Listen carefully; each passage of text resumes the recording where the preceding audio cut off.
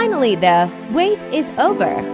Started with drawing and keeping the whole character in proportion by using grip method. Step by step making the whole character. Making the arms and muscles. Now it's time to draw outlines with paint.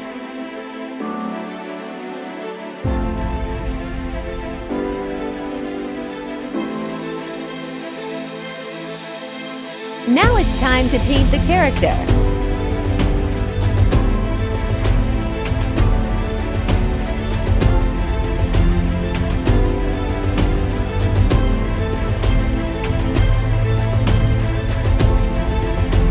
Now it's time to create 3D by smudging the black color.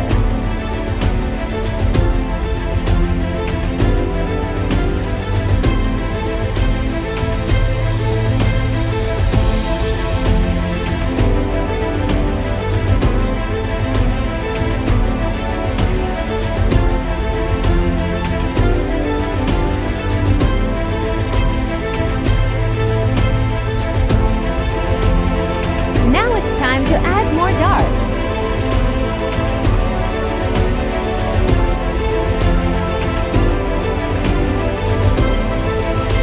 Presenting you the Hulk.